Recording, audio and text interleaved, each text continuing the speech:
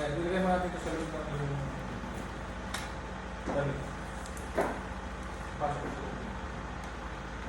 Wala nang may pawis. Yun pa naman. Ano? Ha? Tapos pusa yung damit ni Mami.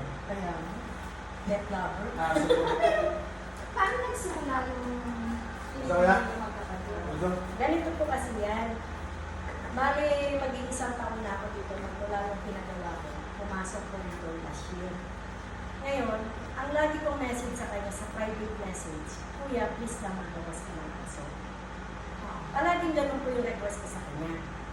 Tapos, hindi siya naniniwala sa akin. Sabi niya sa kapitbahay. Ngayon, ang ginagawa ko, sa tuwing mag-iingay mga aso na, yung cellphone ko, i-ano ko sa building.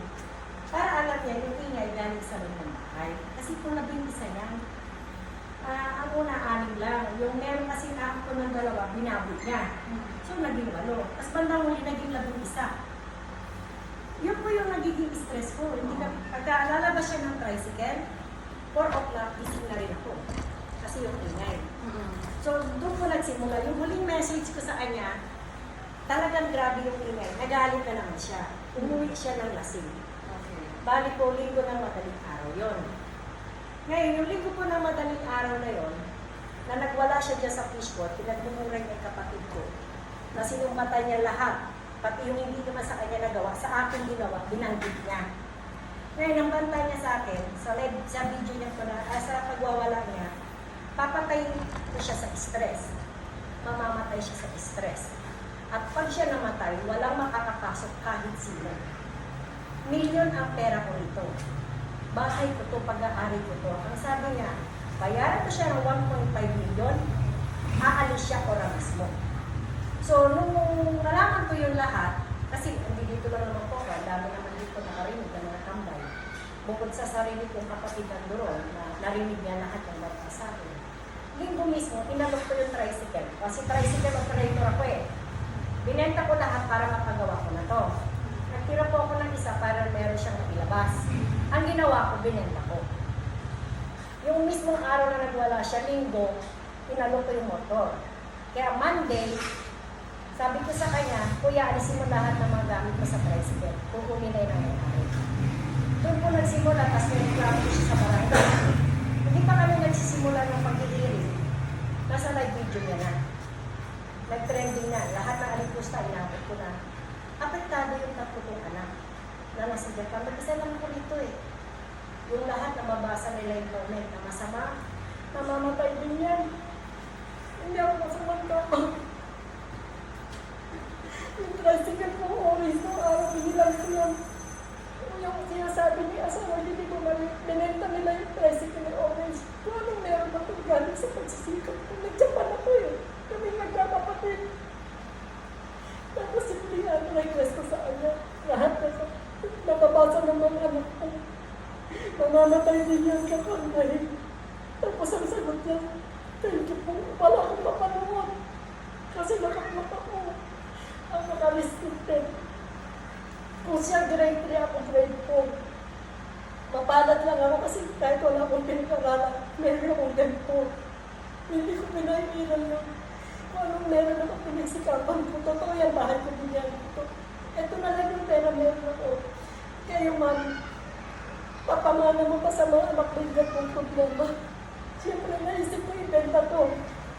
Milyon ng pera ko ito pag-aari ko tapos ganito din natagas ko. Kaya alam ko hindi siya alis ang ginawa ko sa family friend. Nagpahanap ako ng sandang pera. Sinabi ko niya sa video, bakit daw ako nagpapahanap? Hindi naman daw ko gusto. Kung ako tarantado, walang yung kapatid. Alam ko hindi siya magbabawas. Hindi ako nagpapahanap. Nagkausap na ako 400,000 sandang pera. 5 years old to. Pasensya na kayo. Sabi ko niya. Ang pirang sinasabi niya kasi ang dahilan, pinapalayas na siya kasi ang dahilan. Papaalisin ko talaga siya. Dahil hindi niya yun, pinaras ko sa kanya. Lalo na yung mga video niya, yung mga comment, lahat ng alam ko nagagalit. Sinabihan ko ka na namin, mga magyayari yan. Million yung pera para sa mga anak ko dito ko nilagay. Pag-ahali ko siya tapos ganyan. Magaling po siyang magpaawa. Sabi nga niya sa bawat live niya, wala siyang tricycle na nalabasan. Ang nilalabas ng tricycle ngayon sa pinsan ko. Pero sa bawat paawa niya, makikita niyo po yan, nakatag ang Gcash. Lahat yan. Hindi po siya masasabing baklaberin kasi negosyo niya yan. Naglalasing din po yan. Yung huling lasing niya sa akin, meron akong video. Sabi niya sa kapatid ko. Sabi niya, mananalo ako sa kaso, sigurado ako. Sabi niya gano'n. Paalisin ko, pababalik niya rito. Ito po kasi bakante. Mananalo daw siya sa kaso, papapasukin niya rin po. Magbayad ng bill daw. Kaya nasa isip ko po, nireklamo ko na siya sa barangay. Tapos lagi siya naka-live video. Kumaya, wala akong nailaban ko yung sarili ko kasi naka-block ako restricted. Yung anak niya, yung moderator, kinausap ko yung anak niya. Alis niyo ko sa restrict para makasagot ako. Kasi yung mga anak ko, apektado na lahat. Pag-aalis ako ng anak niya, patitin ko, nakakalag yung talong. Kasi hindi ko alam yung tapo ng utak niya. Minsan naglasing niya, pumasok siya dyan sa hotel, ko umihi sa lumabo. Ganyan po yan. Kung wala ang niya ako, pwede ko siya i-video na nakahiga dyan. Kung wala niya ako, nasisilaan ko siya. Mga sinasabi niya kasi may karapatan. Totoo, yun yung Hindi po. Kaya nga tinanong ko sa kanya, anong karapatan? Pero sabi ko, pag umabot kami sa korte, doon ko lalabas lahat. Kasi yung sabi niya sa magulang niya. Hindi po.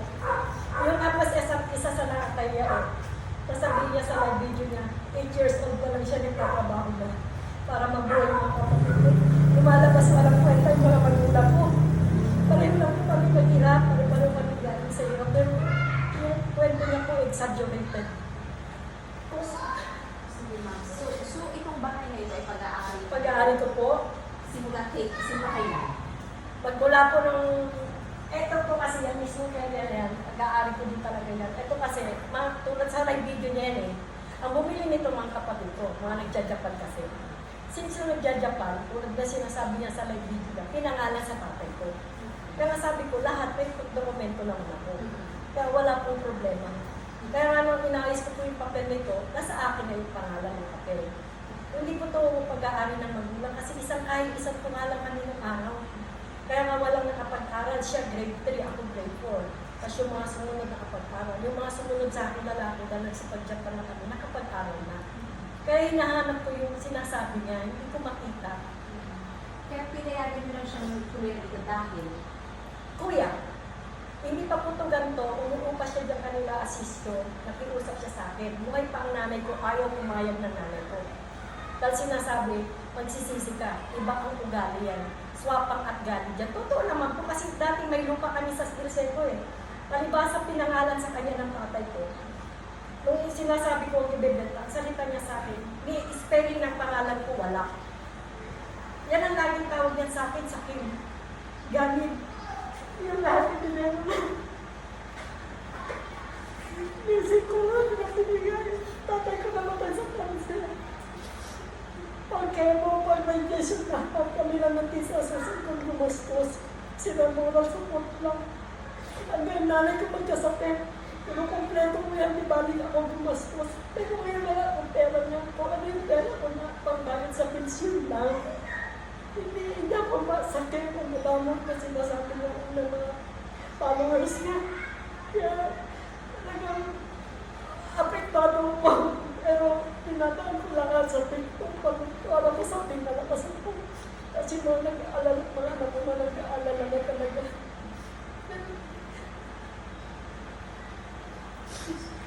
Pasensya naman sa akin. pero so hindi totoo yung pinalayas mo siya dahil sa aso. Alam ko hindi siya aalis. Kung nagsasabi ko, kumuha ko ng sanlang tira. 5 years contract. Dahil hindi siya aalis. Paaalisin ko talaga siya. Gusto ko siya paalisin dahil hindi na biro yung stress na inabot ko. Kaya determinado din talaga ako kasuwag siya. Pati mga anak ko, apektado na Dati na nagwala sa akin yan. Pinagbabato ko, pinagbuburan. Laging ganun ang ginagawa sa akin. Laging ganun.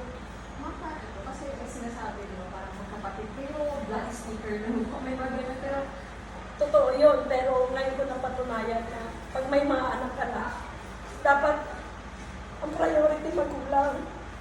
Yung pagtulong sa kapatid, dapat may limit.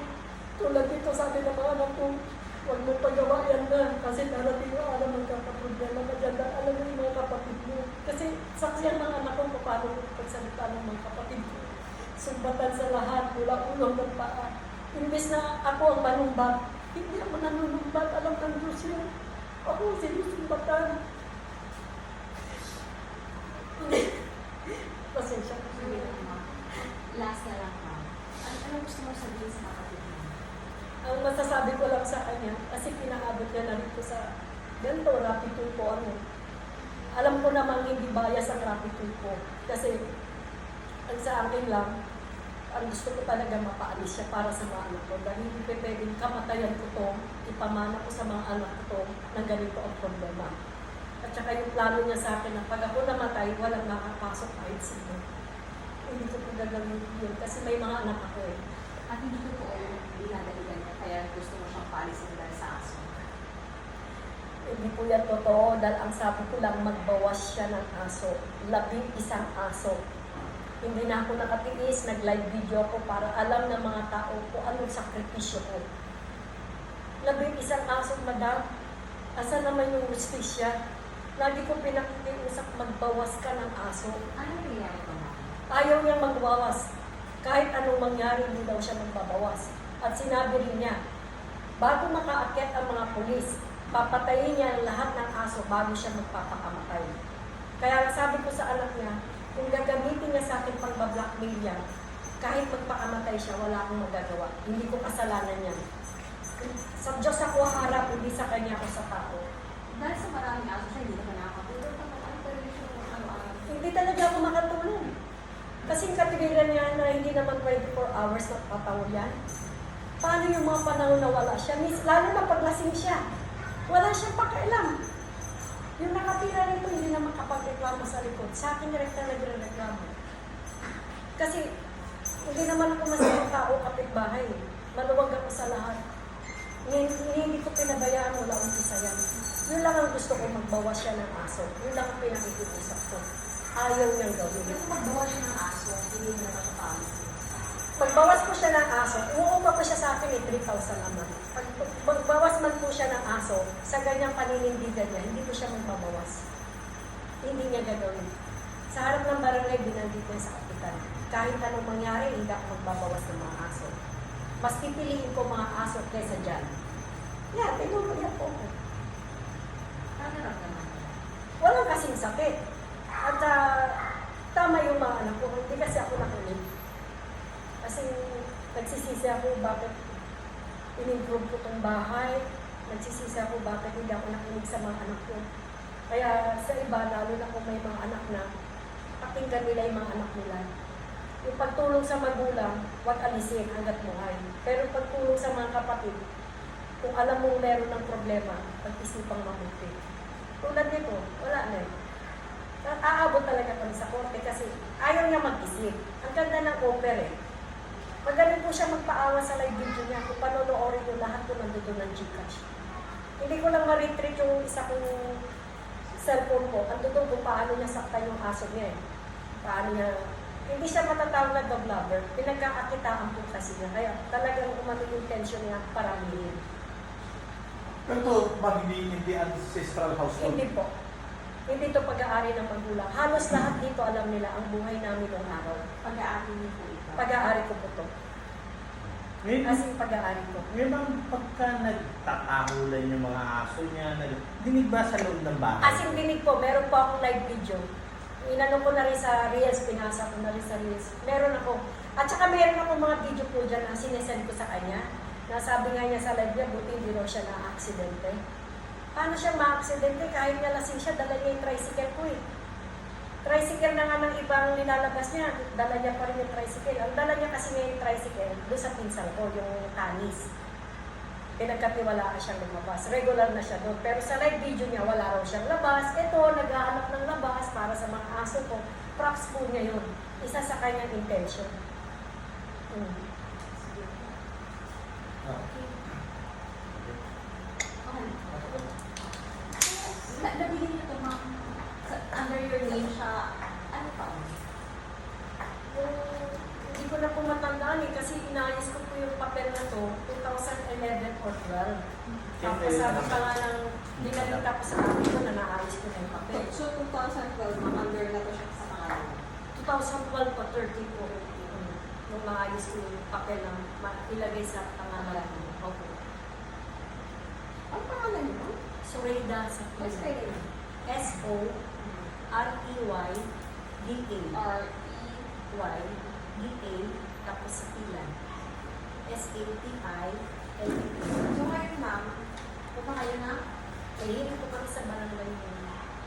Paano yun? Last year po.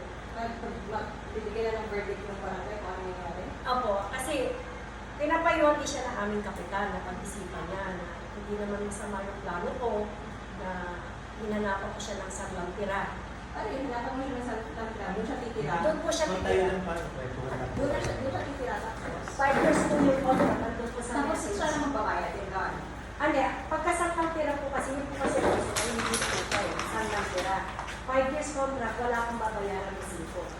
Tapos ng kontrata, sa kakahanap ng bahay. Kasi yung nakuha kong sangkang tira, option to buy. In-offer din ng anak niya yun. Pala yung anak niya nagpapatuloy magbayad. Tinanggihan niya. Kahit anak niya pinag-convince siya.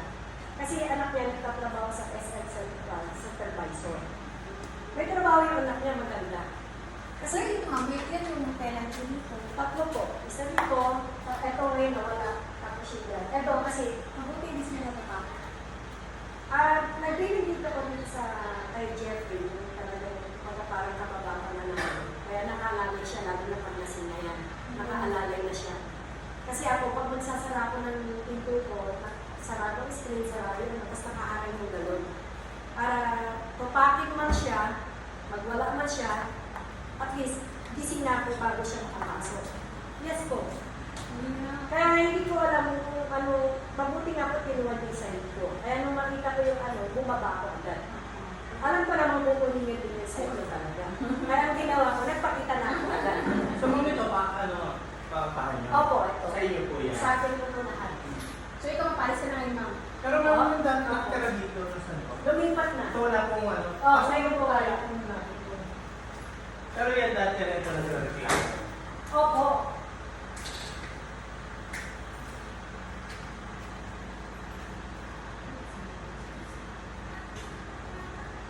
Wait lang po ha.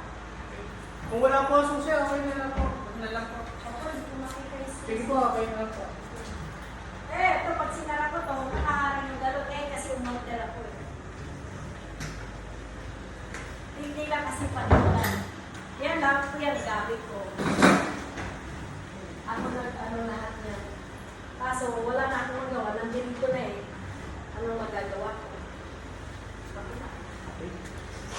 Sige, ma'am. Ang pangit ko po yata sa video. Nung bandang huli na po kasi nabura